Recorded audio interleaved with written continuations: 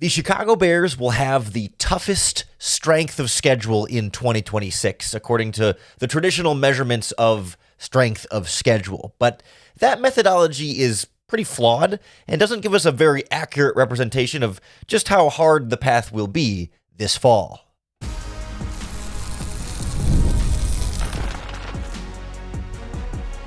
You are Locked On Bears, your daily Chicago Bears podcast.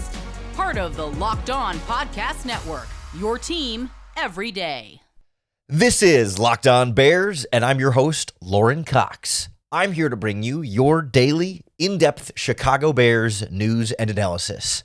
On the show today, we're going to analyze the Bears' strength of schedule, and not just in terms of the traditional number of, opponents' win percentage from the year before, but actually how tough this Bears schedule will be based on the opponents they're playing. We'll take a look at why the traditional measurement of strength of schedule is not a very useful measurement of very much at all, what some better alternatives are that paint a more accurate picture of what the Bears will be facing this season, as well as some non-football factors that will also strongly influence just how tough of a slate the Bears have this year as the schedule release slowly leaks out and will become official Thursday night as this podcast comes out.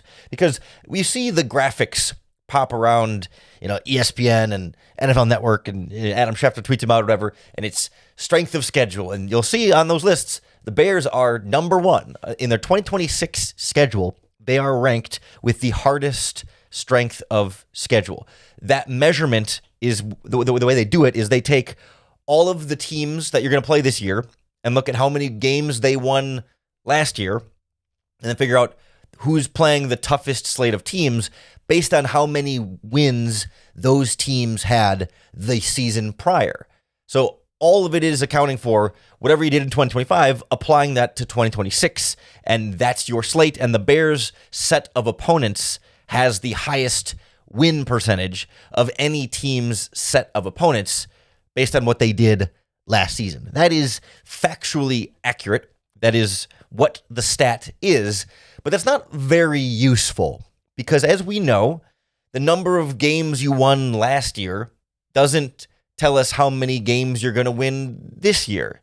And quite often we see teams that won a lot of games a year before win fewer games and have a step back the next year. And simultaneously, a lot of teams that didn't win very many games a previous year will win a lot more games each year. We hear all the stats every year about teams going from worst to first in their division and all the teams that go from not making the playoffs to making the playoffs each year. I mean, the Bears were one of these teams last year, jumping up to the NFC North, kind of surprising everybody with how many games they won and how successful they were getting into the second round of the playoffs. Like, the Bears were not viewed as a tough strength of schedule team on their opponents' record last season.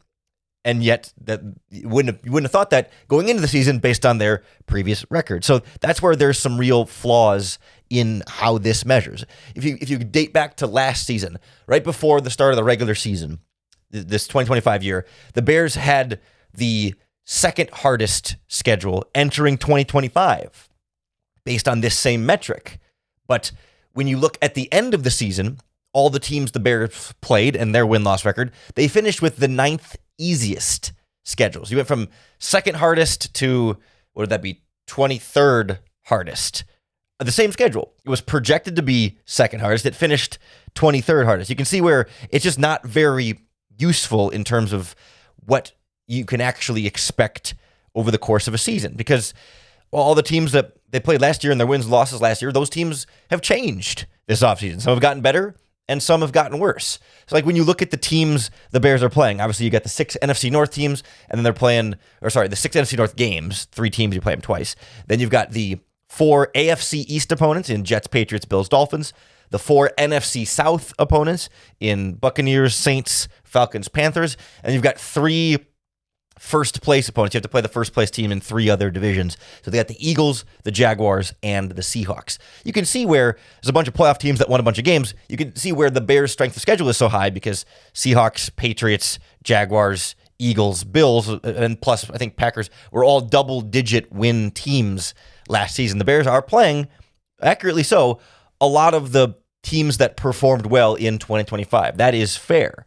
But not all those teams are going to come into 2026 and, for example, win as many games or be quite as good. Like, I don't necessarily expect the Patriots to win 14 games in back-to-back seasons. I don't necessarily expect the Seahawks to win 14 games in back-to-back seasons. Like, they may still be good teams, and the Jaguars to win 13 games in back-to-back seasons, that's really, really hard to do. So in theory, the schedule won't be as hard as it looks. I mean, you can even just go through briefly some of the individual off seasons of those teams, right? The Seahawks, they lose their offensive coordinator, Kubiak, to the Raiders. They let the running back Kenneth Walker go in free agency.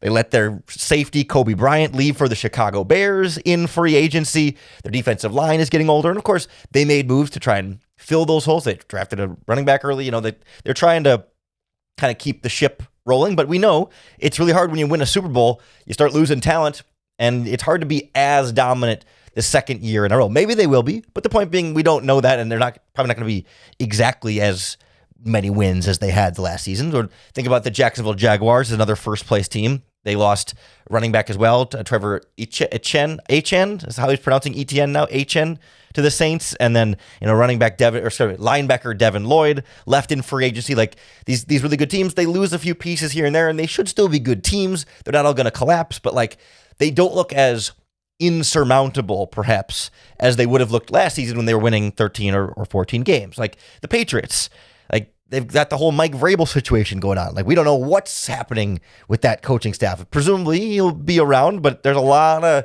distraction and noise outside of that team. That are they going to be the same 14-win New England Patriots team we saw last season? It's just, I don't think I can quite count on that. Or you got the Bills fired their head coach and changed over their coaching staff as well. Maybe they'll be better. Maybe they'll be worse. We just don't know. And that's why we're like, last year's win total doesn't tell us a lot about what this year's team is actually going to be. You can throw in the Eagles, about to trade away A.J. Brown to the Patriots, presumably. They lost Jalen Phillips in free agency as an edge rusher. Brandon Graham retired. Like, everybody's made changes, just like the Bears. The Bears have lost their center and their wide receiver. And there's questions about how much better or worse the Bears will be next season. Like, every team is a bit different from where they were last year. And rarely, especially at the top and the bottom, do you see teams stay the same. The NFL is always kind of pushing teams towards the middle. Like, the teams that are 500 tend to hover around 500 a little bit more, but like, it's hard for the great teams to stay great. It's kind of hard for the bad teams to stay bad, because you just get better draft picks or worse draft picks, and better free agents and worse free agents, and salary cap space for good players want to stay and get paid, versus on bad teams you'll have more cap space to sign new players because you get rid of your bad players, right? There's so many different factors that change from the previous season that, like, the overall, strength of schedule for the Bears opponents just doesn't really tell me everything about the team. It does tell you something. We know there are good teams on the Bears schedule. No one's here to say, oh, it's actually an easy schedule. But like, to say, wow, this is clearly the hardest schedule, like, I think that's a little bit of an exaggeration.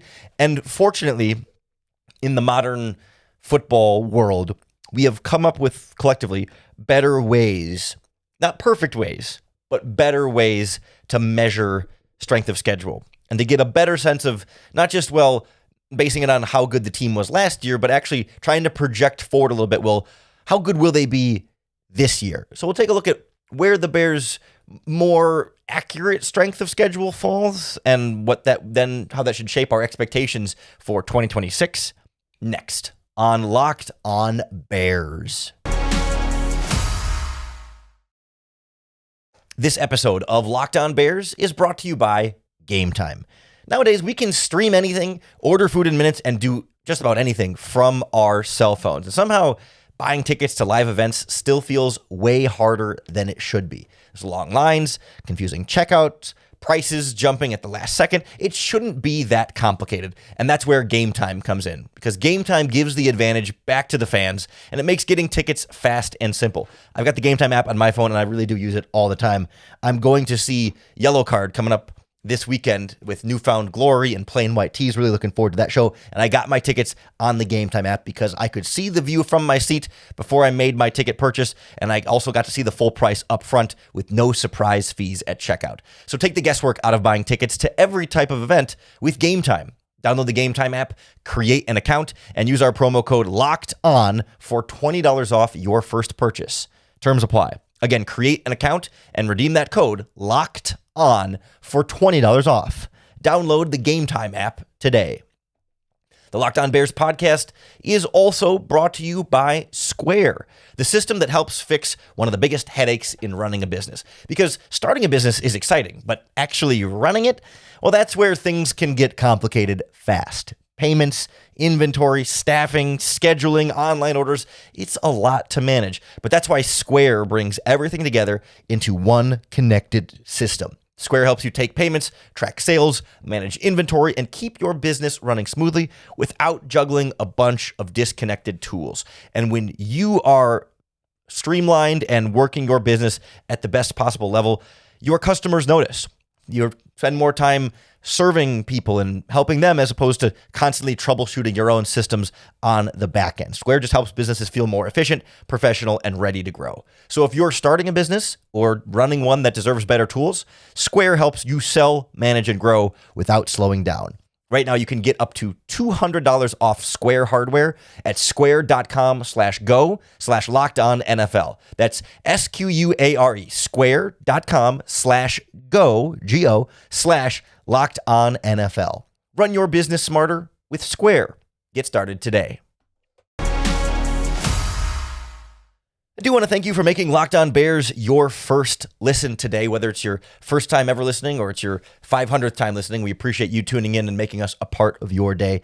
If you'd like to get access to an ad-free audio feed of Locked On Bears that's compatible with Apple Podcasts, Spotify, or all the major podcasting apps, then you got to check out the Locked On Bears Everydayers Club. It's also going to get you into an exclusive Locked On Bears listener group chat in the Everydayers Club Discord server. The place to check it out, if you're interested, it's lockedonbears.supercast.com. And you can always find that link in the show notes and description, wherever it is that you tune in to Locked On Bears. So we've established that the traditional strength of schedule metric, not great and not super reflective of what's still to come in the future, but more reflective of what those teams did in the past, which we don't really care about anymore because everyone's changed a little bit.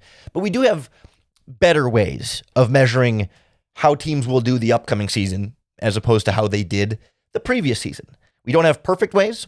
There's certainly flaws to it, and it's not like the absolute Bible end-all be-all of this is how we should say schedules should be ranked or whatever. But one of the more adaptive tools we have for this is to use Las Vegas betting win totals, like from our friends at FanDuel, where those are set based on how they expect a team to do next year. So instead of looking at how many games they won last year, you're looking at what the public expectation is for how they will do the upcoming season. And of course, one of the tricky parts there is, like any gambling line, those move over time, which is nice because then it helps you adapt. If a team makes a big move and then their money line, where their win total line moves, well then the strength of schedule changes for everybody that plays that team. But that's the point. It should change.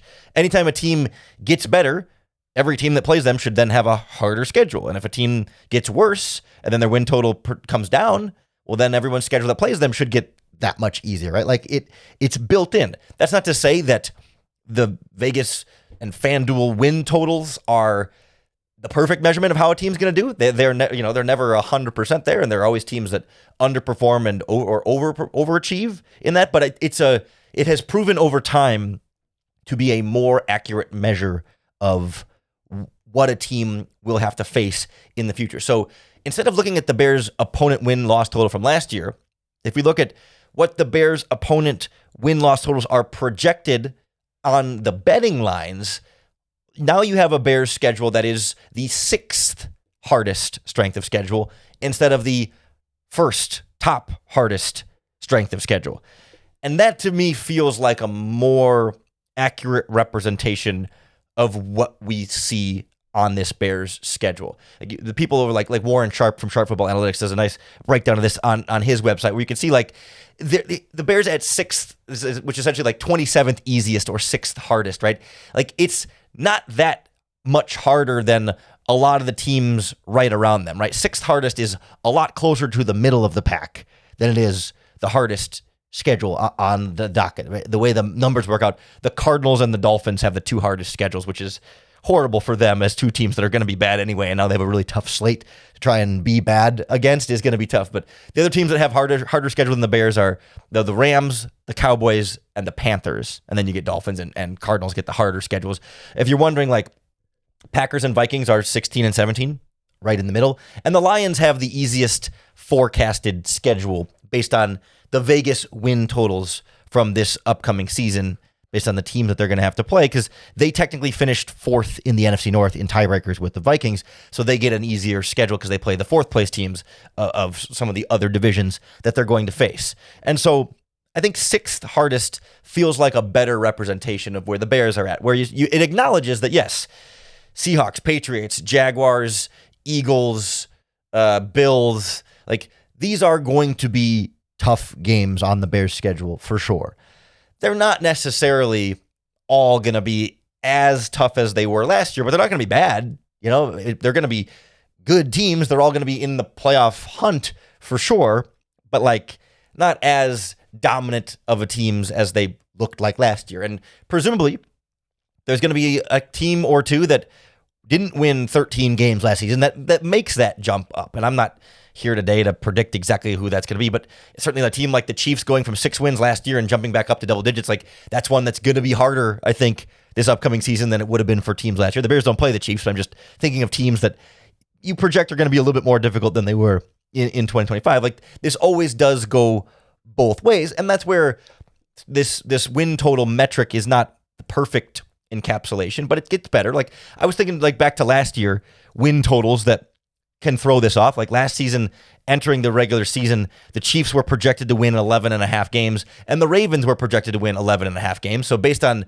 FanDuel win totals, that was a little bit overvaluing how tough those games would be, because both of those teams were not nearly as good as we thought they would. But then, like, on the other end of the spectrum, the Jaguars and the Patriots and the Broncos were all at 9.5 wins. Those were supposed to be easier games based on win total than they ended up being when the schedule was all said and done. And so it's by no means a perfect measurement. Like, the Bears enter with the sixth hardest schedule based on projected win totals, but they might not finish with the sixth hardest schedule based on projected win total or based on final win totals, because as you go through the season, every time you win a game, that means your opponent has one more loss. And so your schedule gets easier. By definition, it becomes easier when you win because they have more losses and they have fewer wins. And when you lose, your schedule becomes harder by the nature of you losing, because now your opponent has one extra win, right? So sometimes how good you are of a team actually ends up shaping what your strength of schedule looks like by the time the season's done, because all the teams you've beaten now look like lesser teams because they lost. And all the teams you lost to now look like better teams because they won. So it's all in all a little bit of a foolish thing to get too bogged down here, because it also kind of depends on when you play these teams. Like, if you had played the Bears in week 3 last season, it's a very different Bears team than you played in week 16. A lot has changed and come around. And same thing for some of those teams that got so banged up and hurt by the end of the season. Like, even I think Kansas City is in that category of, like, if you played the Chiefs early on, I know they lost their first couple games, it was tough games, but the Chiefs started the season 5-3 and then finished 6-11. Like, if you played the Chiefs in week 6, it was a lot harder game than you played the Chiefs in week 16, because they were just two different teams. So again, like, wins and losses aren't even perfectly a measurement of how good the teams were, because depending on when you played them, they were a much better or a much worse team. But I think we can all accurately brace for, hey, it ain't going to be easy for Chicago. How hard it is to be determined, but easy it will not be. They will be tough games. They will be tested quite a bit, and we'll have a good sense of, like, how well the Bears can contend in the playoffs based on some of the playoff teams they play in the regular season, or how much work they're still going to have to do as they try and maintain the success from last season. There are also some really key factors in this conversation that aren't about the teams they're playing or the roster changes they've made this offseason, but they're real factors in the schedule that can shape just how tough of a slate you have to play. So we'll take a look at just how much travel the Bears have to do, what kind of time zones they're dealing with, and how that compares to some of their opponents on the schedule this year, next on Locked On Bears. This episode of Locked On Bears is brought to you by Rocket Money. If you've ever opened your bank account and thought, where did all my money go? Well, you're not alone, because keeping track of subscriptions and spending and bills can all get really overwhelming fast. But that's where Rocket Money comes in. It helps you take control of your finances all in one place. I use the Rocket Money app, and it is super helpful because it automatically categorizes my spending, so I can actually see where my money is going. It turns out spending a little bit more on dining and drinks every month than I thought I was, at least. It helps you set budgets, get alerts, and stay on top of upcoming bills without having to open up Excel and do a spreadsheet or anything along that way. Rocket Money is a personal finance app that helps find and cancel unwanted subscriptions, monitors your spending, and helps lower your bills so you can grow your savings. Let Rocket Money help you reach your financial goals faster. Join at rocketmoney.com/locked-on. That's rocketmoney.com/locked-on. We know the teams the Bears are going to play are full of tough opponents, and those games are going to be tricky no matter when and where they are played on the schedule. But as the schedule comes out, the order will make a big difference. When the home games are, when the road games are, when the primetime games are, when the midweek games are. It has already leaked that the Bears will be playing the Lions on noon on Thanksgiving, for example, and there have been rumors that the Bears will also play on Christmas Friday for double holiday action. So, those kind of things are going to be big factors. But even beyond that, one of the parts of the Bears schedule that I think is underrated and can be a important factor in just how hard some of these games are is that travel schedule. The Bears, like the NFC teams, they all get an extra home game this season with a 17-game schedule. You have to split it 9 and 8. Last year, the Bears had 8 home games. This year, they have 9 home games. So one more home game absolutely helps. Even if it's a small difference, it still absolutely helps. But even beyond that, the Bears have one of the most favorable travel schedules in the NFL this season. And that's not going to be the difference between winning the Super Bowl and missing the playoffs, but it absolutely can make even your toughest games 5 or 10% easier if you're not jet lagged and traveling late at night and trying to adapt on the road and trying to keep up with your routine as a football player, but in a totally different time zone and at a different time of day, and just throwing off what otherwise is your normal week-to-week routine. Because like when you look at the Bears' schedule, right? They on the road. Obviously, the 3 NFC North teams, Lions, Vikings, Packers, those never change. You're going to Buffalo, Miami, Atlanta, Carolina, which is that in Raleigh? Is that where they're in Charleston, South Carolina? Regardless, the Carolinas for the Panthers, whatever. And then Seattle for the Seahawks. When you go through that road slate, you only have to go out. You only go into the Western time zone once, the Pacific time zone for the Seahawks. Every other game is Central time zone or Eastern time zone. You go Eastern time zone for Lions, Bills, Dolphins, Falcons, Panthers, and then Central time zone for Packers, Vikings, and then Pacific time zone for Seahawks. But you're not having to make more than one long West Coast trip. And those can be significant. I mean, those are thousands of miles. I think from the Bears to the Seahawks is like 3,000 something miles. I don't know the length of that flight off the top of my head, but if you've ever flown Chicago to Seattle or even like Portland or anything around that area, it's not a quick little hop, skip over on a bird, but it's like gearing up for a good length flight across the country. We are fortunate to be a lot closer to the East Coast over here, or at least the East Coast teams in terms of distance than the West Coast teams, and then therefore fortunate to only have to play one West Coast team on the road. It's why I was really hoping the Bears would get to play the Seahawks in week 1 on Wednesday night for the season opener, because then you'd have an extra long week afterward to prepare or to recover. Like, you get there extra early because there's no games beforehand, and you have extra time to sort of get back to Central time zone, reset, and then get ready to go in week 2. Unfortunately, that will not be the case. I believe it's been leaked at this point that the Bears are playing the Panthers. I saw a report that they're playing the Panthers in week 1.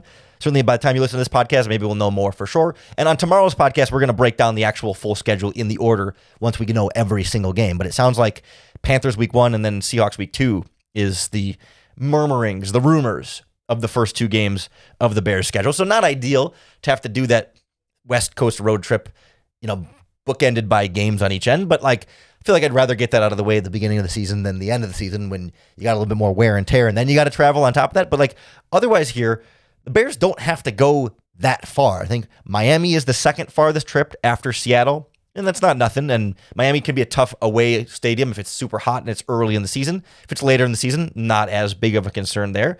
But then, then Carolina is not that bad. Atlanta's actually a little bit closer than Carolina, but based on where the two stadiums are located. The Bills are not that bad. The Bills and the Vikings actually aren't that far in terms of the distance from Chicago, because the Vikings are so much more north, and the Bills aren't really much more north. It's just straight east. And so like the flight difference from, Soldier Field to US Bank Stadium is not that different from the flight difference, or maybe it's from the airport to airport, but unless from Chicago to Minnesota, that flight's like 100 miles longer than Chicago to Buffalo. Like, it's not in an airplane, it's not that much longer, all things considered. It's just that there's a time zone change for all those East Coast teams. But the Lions are an East Coast team too. Like, 1 hour is not that big of a deal. I think 2 hours starts to feel it a little bit more, and certainly an international game, you would start to feel it a lot more. But the Bears don't have one. There were murmurings that they could end up in Madrid.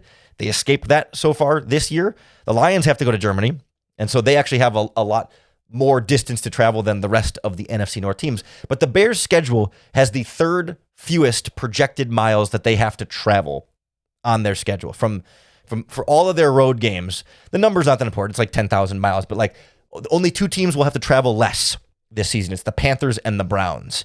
To be fair, the Packers are fifth fewest. Like, Packers don't have to travel that much more than the Bears do either, so they've also have a travel advantage here. They don't have to go international, but Lions go to Germany, Vikings go to Mexico City, so they've got a little bit of a longer trek, but Mexico City is not even that much farther than like going to Houston or Dallas or Arizona. Like, those are long treks for us Northerners anyway, so Mexico City's really not that much farther for the Vikings. And even some of the Bears' other opponents and contenders this season, like the 49ers, have to go play in Australia against the Rams. It's in week 1, but still, that's a 16-hour flight from San Francisco. Like, imagine, I guess, leaving from, LA and not having to lay over on the way there helps. They can go directly from San Francisco and Los Angeles. There's a reason why they put those two teams in Australia, because they're kind of the two geographic closest. But still, those are two playoff teams, or two playoff caliber teams that the Bears will be fighting against for playoff seeding. And they're going to be a little bit more jet lagged than Warren towards starting the season with a big Australia trip and then